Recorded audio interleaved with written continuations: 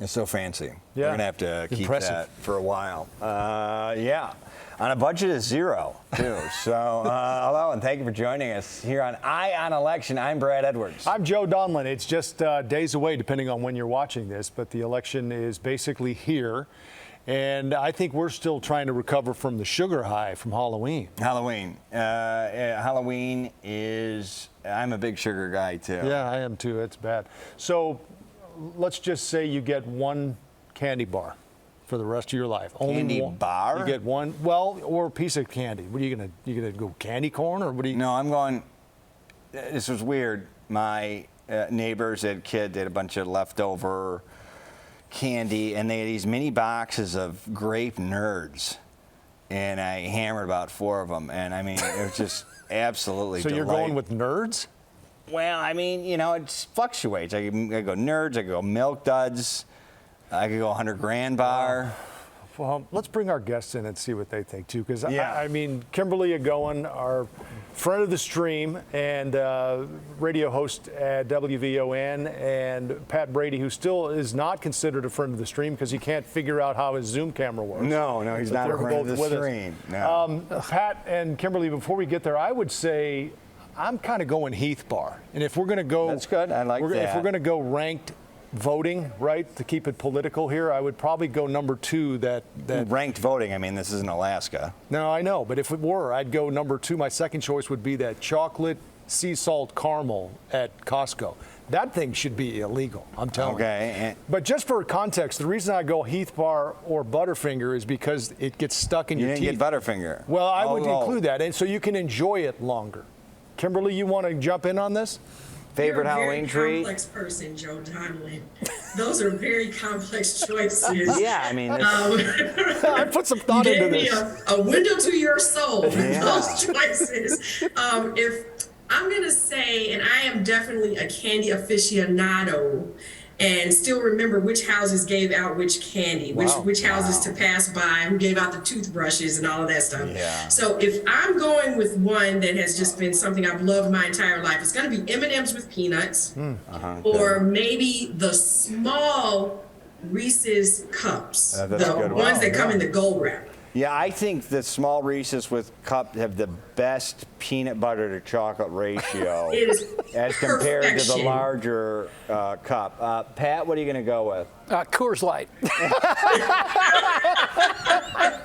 Yeah, I knew. I thought it was going to be like the whiskey-infused chocolate or something, Yeah. If you're going to rank voting, Coors Light, then And then McAllen. what? Yeah. And then another Coors Light. And then Old Style? Yeah, and then another Coors Light. And another Yeah. Coors Light. Yeah. All right, so let's get going, guys. Let's kick it off. Pat, we'll start with you. These congressional races are getting tight. Yeah, nationally and in Illinois. Nationally, there's been a big break in the last 10 days for Republicans, white women, suburban women, a lot of suburban people in general. Big break for the Republicans, and here in Illinois, in the districts north of I-80, roughly north of I-80, the 6th congressional, Sean Casten against Mayor Peekhouse tightened up. 14, which is Lauren Underwood and Scott Greider, that's tightened up. And Catalina Luff and Bill Foster and Levin's tightened up. So a lot of tightening, and I don't think it's just the tightening you typically see towards the election day. I think this is a national trend, and I think the Republicans are going to have a pretty big night election night. What are you owing that to, Pat? Pardon me? What are you owing it to? The tightening of those races. President Company excluded my friend. The Democrats just mismessaged. They didn't focus on the economy. They focused on abortion nationally. And I'm not saying that about everybody. Some of the candidates did. But when the number one issue by a factor of 35 or 40 percentage points is the economy, when you're paying 40% more for your groceries and your 401k is down 35%, that's the issue you should focus on. And the Democrats just didn't. If you look at all these ads all day and all night long, it's the same ad, cookie cutter. The extremes of the right, which there are, abortion, blah, blah, blah. And they're not talking about the economy, and they're not talking about what people care about. And that being the case, I don't think they're going to have a very good cycle. Kimberley, let me just say that I don't know if you've heard, but Kool-Aid has a new spokesperson in Pat Brady. He's been Apparently, yeah. Yeah, he's been drinking it. Oh, yes. Pat Brady, the rhino. But listen, Kimberley, let's pump the brakes here a little bit, because even if there is a red wave or whatever, I mean, now we're hearing it could be anywhere from initially 10 to 15 seats swinging in the House, now maybe 12 to 18. Now some are saying it could be up to 20. But this is traditionally what happens to the party in control during a midterm election. So that much maybe shouldn't be a surprise. My question is, did the Illinois legislature not do a very good job, or certainly didn't do Sean Casten any favors by redrawing that district the way they did? Yeah, there were some surprises with all of the way that those districts were withdrawn, considering that the Democrats were definitely at the helm of how they were going to do it. And Sean Casten, of course, he had a definite fight with Marie Newman. But the one thing that I will say, I feel like he pulls that election off. And I feel like several of the others, the Democrat will pull the election off because their opponents are so far right. And I don't know if that's where that particular population is going right now. Hey, listen, I agree with you, Kimberly. In Illinois, I'm not saying that those three are going to win. They've tightened up. But nationally, Joe spends all his day watching MSNBC. Of course, they're only going to get 12 votes. But the reality is the average is 30.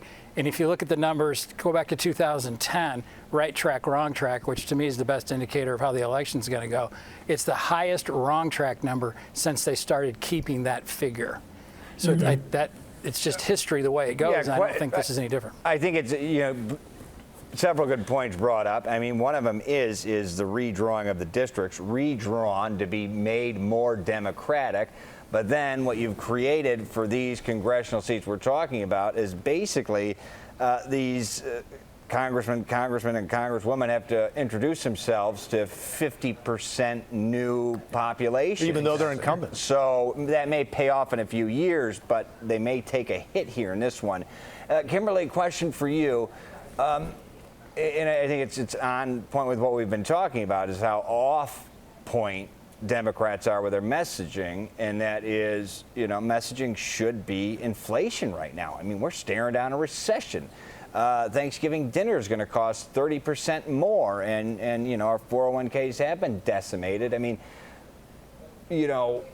usually the party in control loses some in the midterms, but we're talking about a decimation here, and really a White House that's radioactive. People don't want Biden coming to town vis-a-vis the gentleman running for Senate in Ohio said stay away, but Biden is now coming to town here. Right. Is that good? Is he wanted here even?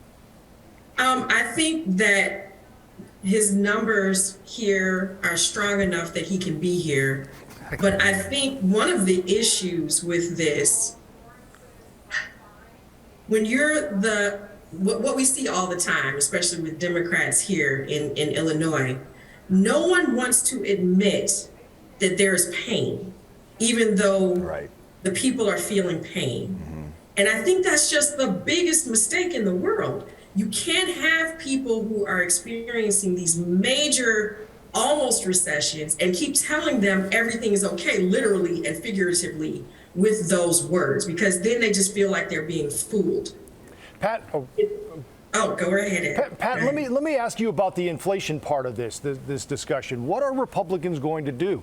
And if they have a plan, why haven't we seen it for the last 6 months? Shouldn't there be some cooperation on both sides of the aisle to address this? Well, they did roll out a double plan. down on that a little bit. They do dog what the Biden administration's done, and the Biden administration is throwing a bunch of cash at it, but that's sometimes what you got to do. I mean, that's how we got out of the Great Recession, is throw a bunch of cash and government money at it. Yeah, what's the Republican plan? Well, they did like 3 or 4 weeks ago. Speaker McCarthy or a couple weeks ago laid out his plan, and that's exactly what they're going to do. You just have to go to your first economics class to learn. You dump a bunch of money into the economy, and you have supply chain problems, or you have a supply problem, you're going to get inflation. And that's not just the Biden administration. That was Trump dumping all this money into the economy. So what the Republicans have said they're going to do, first of all, they're going to quit spending as much as the government's been spending historically. We've run up more debt in the last 2 presidencies than the first 43 combined. We got to stop that. That's what drives inflation. And secondly, we got to clean up some of these supply chain issues. We have to clean up our issues with China and make sure that we have a full and robust supply of goods here so you don't get this inflationary pressure. That's an oversimplification of what they've said, but they do actually have a plan, and they've been talking about it. $15 trillion, I think, between Trump and Obama is what the debt went up. And it's now over $30 trillion. Kimberley, do you think this don't listen. Fault Republicans too, because they right. When George Bush, they spent like crazy, and that's why there's probably led a lot to the fiscal conservatives being more vocal, because we just outspent more than we had. Well, this has been both sides, no question. Going back, as you mentioned, all the way to Reagan, although I think it only went up $1 trillion only under Reagan. It started really, and this is not a partisan statement, it started with Obama. With Obamacare, and then Trump put it on steroids. Well, he also nobody had called the Trump recession out. as well. Right, and yeah, but that was wars. a couple. I mean, listen, it's everybody's fault, but the last 2 presidents have been the absolute worst. Right. Kimberley, was this a mixed opportunity to hit the right message, do you think, for Democrats? I think, first of all, you have got to find the message. What do you say if it's happening under your watch, and how do you message that? How do you form that package to let people know that things are going to be better? And instead of doing that, I think that the message was always, no, everything is okay. So you really need someone who is very strategic if you are part of the party where this issue is happening right now. It's easy for another party to say, we're going to do X, Y, and Z. Everything was wrong under the party that was there. The Republicans are not taking any of the blame for it. So no one had anything to say when President Trump was in office. But now that Biden is in office, everyone can say, we're going to do so much better. But when you're the party who is sitting in your lap, it's a far more difficult message, and I don't know that they fit the bill. It's easier to talk about one of those issues like the Supreme Court and Roe v. Wade and abortion. Yeah, Kimberly, we had this conversation, I think, 6 months ago about, even here in Illinois, that it appeared to me that Governor Pritzker's rhetoric, and he's good at speaking, was disconnected from reality. It was like we're living in this great state. We have the highest unemployment in the country, an out-of-control crime problem. We spend more than we take in. And he never really, in an adult way, addressed that. Say, okay, realistically, we've got to change the climate here because we're all going the wrong direction. They just never addressed that. But let me ask you this. What politician, when they are in office and they're having those issues, has the message to say, we are going to do better? I mean, don't they all say, nothing's wrong here. You're more of the same. Everything's going to be great. I mean, who does a good job of that? Because if I meet that person, that is the one who I think will get. That's like the Franklin Delano Roosevelt. Yeah, and well, that's exactly what I was going to say. Roosevelt did. I think more recently they don't do it. Mess. Yeah, I think. Remember when Rahm Emanuel wore the purple sweater? After he had to get in the runoff and he had to actually acknowledge that he hadn't done things as well as he should have done them. I mean, I've seen it happen, but I agree with you. They don't do it anymore because it's just a hyper-partisan environment. And I agree that they need to be realistic. And I think what the Democrats, with all due respect, just tried to feed everybody a bill of goods and go on abortion, and it didn't sell because people care about the economy. Well, that's not only that, and don't mean to interrupt, but Pritzker's ads right now, the only ones I'm seeing, again, when I work out on Pandora, so that's a very minute, sampling, but they are on abortion and they're on voting rights. So just a complete disconnect from people being scared and people.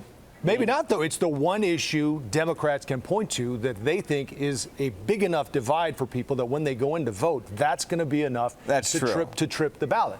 But on that note, and I'll throw this to both of you, I noticed that these commercials, all of them, and maybe this is not different and I'm just noticing it, but they don't mention the race. They don't mention the district. Right. They don't mention their party. No, it's broad platitudes. It is really platitudes, is it not? All I ever hear is rape and incest. I mean, every commercial is like over and over. They took these cookie cutter ads, and I was just talking to some folks this morning. I wish somebody would do a study on the effectiveness of these ads when they're all the same with just a different candidate's face on it. and this is on both sides. You just kind of wonder how effective any of them are. I got a question. Let's go to the state races. Pat, your cousin is, of course, running for Secretary of State. You always have a cousin running for something. Kimberley, do you have any immediate family members running for state-level office? I do not. Okay, so we'll throw this one to you. So I got a text today. Brad, there's nothing more inbred than Irish. Yeah, We're all related. Joe and I no. are third cousins. I got a text from exactly. I got a text from Dan Brady. This is Dan Brady. Alexei Janulius's past is littered with scandals, fiscal mismanagement, and shady behavior. I'm running to change that. Could you see that being an interesting race, Kimberley? Could you see that swinging to the right on Election Day? I think they fought that out during the primary, and I think that should have, if that was going to be the message, it should have been the message a lot earlier. But from what I've Pat Brady, that there was not a lot of money in the campaign, so the commercials and that sort of thing are kind of going up a little late. And I don't know if that's going to carry the day. I don't know if that's going to carry the day. Okay, and we do have an interview with Dan Brady. He agreed to talk with us on the stream. Of course, we've interviewed the main players in many races: Peacock, Caston, Foster, Lauf. Alexei Janulius refused to do an interview. And then we're talking about the Secretary of State's office. It's really a customer service. Well, he also refused to turn over his tax returns because he said there's information in there he and his wife don't want out. I've got stuff in my tax returns I don't want out, but I don't have to turn over because I'm not running for Secretary of State. Right. I do agree with Kimberley. It's been a money thing for my cousin not to get that message out. He's not an attack dog anyway. He's not very good at it just because that's not his personality. But I think with Alexei, and I was the lead guy against Alexei in 2010 for Senator Kirk, this state's well aware of his history of blowing up Bright Start, the mob connections to his bank, and now he won't reveal his tax returns, which is fine, I guess. But if you're going to be in an office that regulates the securities interest in the state, and you're asking to be in a position of public trust in a state where the long-term Speaker of the House is under indictment for a corruption indictment, maybe you want to be more forthcoming, but he's chosen not to be. We'll see whether it works. I think if there's going to be an upset, it would be an upset, election night in the constitutional office is going to be my cousin's. So you should turn over your tax returns? Is that what you're saying, Pat? Yeah, if you're running for the office that regulates securities in the state of Illinois, I think the voters haven't. What about for president? I'm curious. Yeah, what about for president? I've said all along he should have turned his tax returns over. But don't count me with that guy. Believe me. Okay. All right. So Well, that guy. Wait a minute. On that. Hey, at the convention in 2016, the chairman of the committee put a tracker on me. So Wait, he may run again. I guess that's the word now. I just saw yesterday that he may make an announcement, Kimberley, for president again by the end of the month. What do you make of that? I think that he will galvanize Democrats. It will be one of those issues, again, anybody but Trump. I think that was the special sauce that went into 2020.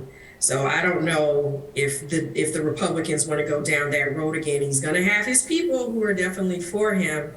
But when we talk about far right and scaring the hell out of people, Donald Trump is definitely the textbook face definition. Ever since he blew up the United States Football League in 1983, I've thought he was a jerk. Yeah. Well, The guy could have bought the Cowboys too. Yeah, he couldn't do anything. He was a horrible owner. The only good thing he did is bring Herschel Walker into the league. Well, and now, I'm with Kimberley. Now, let's segue off of that interestingly. So we kind of have a feeling, at least right now, maybe how election night might go, and we're thrilled that both of you will be joining us, friends of the stream, on election night, all night long. But you're talking about Herschel Walker. So nationally, what's going to be the race you're most interested in? Kimberley, we'll start with you. I am definitely interested in that one, but I feel like that's not fair for me to say that would be the top one, because I think that no matter who wins, it's going to a runoff. I don't think that their margin is going to be enough. I don't think anyone gets 50% plus one, because the right is definitely sticking with Herschel Walker. He could be accused of anything, and they're like, that's our guy. So that's going to be an interesting one. But I want to see what's going to happen in some of the senatorial races, like in Pennsylvania with Dr. Oz and Fetterman, who, from what I understand, did not give a very good debate because of some of his sensory issues from having the stroke. And then also Val Deming in Florida, who really went toe to toe with Marco Rubio when they had their debate. Can you pull off these types of victories in these states that are known to go to the right? I mean, do you really have what it takes at this point? Does Stacey Abrams really have what it takes at this point to flip that seat over? So it'll be fun. Oh my God, it'll be so much fun just that we're finally here and I won't have to look at these commercials anymore. That's what I'm looking forward to. Yeah, Ohio's the other one that could be interesting to watch, and it's another possible pickup for the Democrats, Pat. Oprah endorsing Fetterman now, when we all know she made Oz. Right, exactly. What's your big national one you're watching? I'm going to watch, probably with great sorrow, as the great state of Arizona, the home of Barry Goldwater, goes down the tubes and elects Kerry Lake as governor. That's exactly what I was going to say. You've got the ultimate. You got a former news anchor, election denier, Trumpist to the nth degree, running against a Secretary of State there who oversaw the election in 2020, upheld it, has done some remarkable things, and you're looking. That will be the most interesting tell of the night to me. Well, she might drag Masters over Kelly too. Really? Yeah. I mean, so you could see that state go Republican governor, Republican, and of course Kelly. Nevada is another one. Yeah, Nevada. I'm gonna have to find another place to play golf. This is horrible. Yeah, golf, and remember his favorite snack is Coors Light. Kimberley, give us the one thing you think could surprise us in Illinois on election night. The one race. I don't see a lot of surprises in Illinois. I just don't. I'm not getting that general feeling. The thing that would surprise me outside of the candidates is if there is high turnout in Chicago. That would be shocking. Wow. And from what I'm understanding, some of the data that's coming in is that it's higher than what people were estimating, but that would shock me. I mean, we're doing election coverage with you here on the stream from 7 to 10 on election. We need you to tease it. So I'll make something up. Okay. You need to. So Pat, what's going to blow us out of the water on election night? Well, I'm doing it with my shirt off. Oh, good grief. That's an anti-tease. Yeah. That's right. Yeah. Honestly, I'm not saying this because he's my cousin. I think the upset's going to be Dan Brady. Your cousin. I know. I just think that he's the kind of guy, the public servant, that the Democrats actually, most of them like him. He's very known statewide, and it's going to be, I think, a good, even from the numbers I've seen today, the areas where people are turning out are Republican areas, and it's depressed more in the city. So, you know, I've never been wrong before, but I might be wrong this election. And we did say that you made this bizarre claim just because you wanted to add to your title of former federal prosecutor, former head of the Republican Party in Illinois, former and lawyer, and then he said he was a farmer, Pat Brady, right? Yeah. So when we asked your cousin, because I actually asked him when we had him on for our screaming, kind of focus on the Secretary of State race. Do we have that ready? Can we roll that when I asked Dan Brady about this, whether Pat detasseled corn as a child? Let's roll it. We have your cousin Pat Brady, who is on with us weekly as a political commentator. We were talking about farming a couple weeks ago, and he actually had, I think, the audacity to call himself a farmer. Said he had tasseled corn before. Is there any iota of truth to that, to your knowledge? Yes, because detasseling, which was very prevalent in the Central Illinois area in our years, I believe I was on a detasseling crew that he was on, and certainly can remember those mornings of being out in the field with wet corn stalks and being just entrenched in that do just having a delightful day once the heat started to hit you and dried out, and then got sunburned. So yes, I do remember the tasseling, and I do have to say he was there. Pat Brady, a farmer indeed. There we go. And apparently I said tasseling. You don't put corn on the cob. It's detasseling. Detasseling. I knew it had to be true, though, because it's like the line in that Untouchables movie. Who would call himself a corn tasseler who was not actually a corn tasseler? Thank you. Yeah. And lo and behold, a Brady, an Irish Brady. You guys get sunburn? Yeah. Oh, imagine that. Yeah. Hey, Kimberly, let me just first, yes or no, Pritzker wins by more than 10 points. Yes. Okay, Pat, yes or no? 7.62. 7, you're taking the under on that. Okay, and then finally, you've got the Republicans who lost 2 seats in Congress with Kinzinger and Rodney Davis. So you're down to 3, Pat. You've got 3, possibly 4 in the hopper. At the end of the night, how many Republicans are in the Illinois congressional delegation? 5. Esther Joy King will win. They'll keep the 3 downstate, and one of these up here I think is going to be a surprise. What's the one? I'm not going to tell you. Got to tease it, man. Oh, there you go. Yeah, watch election night. Kimberly, what do you Kimberly, think? what do you think? I'm not, I don't think one up here, but I think the others. I do think Esther Joy King pulls that one off. So that makes 4, Pat, if that's the case. Yeah. This still, everybody's saying that the 6 is the bellwether with Caston and Pekow, and that could be, an indication of how the rest of the state goes. But if we're talking about Illinois, the Republicans are losing 1 seat on that. How does that translate to a red wave? And what is the wave, do you think, in the end? The 15, national. 20? I'm not taking national. Illinois is not going to. All these seats are district or gerrymandered for Democrats. It's a real uphill climb.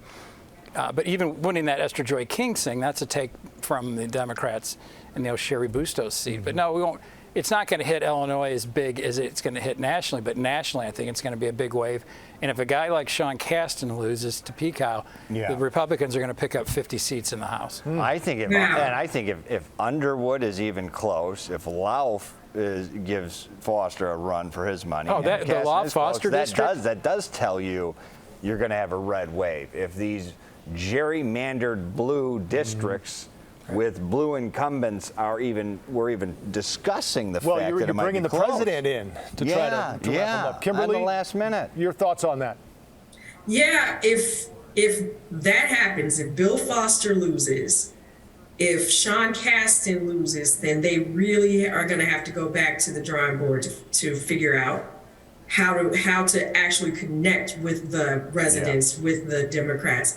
Not always telling people what you think they need to hear, but actually listening to them and being receptive and addressing the needs, because that just would show that there is a total disconnect in these areas. I think Kimberly FYI, hit the nail on the head is Democrats and her listeners talk to her, and she's got the finger on the pulse more than anybody. We're tired of hearing politicians telling us what our life is not like. We don't feel safe. We feel like things are not going right. I think you hit the nail on the head. Pat, to you? And to say anecdotally, in that 11th district in 2012, roughly that same district, I was party chairman there, and I talked to the pollster about 6:30. He goes, "Oh yeah, Judy Biggart's going to win by 10 or 11. Don't worry about it." Well, they called that one at 7:02 for Bill Foster, who won by 17. So some of these polls I wouldn't put a lot of stock in. So who knows? It may be the typical Illinois. They win all the districts that were drafted for them, or not. But I just got a sneaking feeling it's going to be there's going to be some upsets. Yeah, I think it's going to be an interesting, certainly more interesting than we all thought it was going to be 6 months ago. Or 2 weeks ago. Yeah, or 2 weeks ago. Well, we can't wait to get together with you guys on Tuesday night and see where the night takes us. It's always great to catch up with you, as we have for the past several weeks here on Eye on the Election. Kimberly, Pat? Yeah, and Kimberly, we will have your favorite snack again? M&M's with peanuts and the small Reese's cups. Small Reese's, and I agree.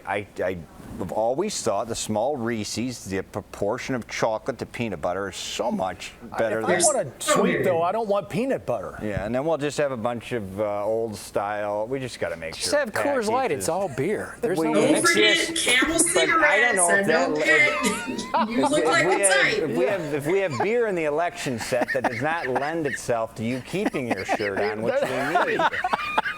Yeah, so we're going to have Pat without a shirt and Kimberley smoking heaters on Tuesday. Yeah. Hey, that's the ratings bonanza, guys. That is something to tease. Now there are reasons to watch. I can't wait to have you guys on Tuesday. See you, Kimberly. Always a right. pleasure. For Pat, Kim, Joe, I'm Brad. Thanks for watching, and we will see you on Tuesday.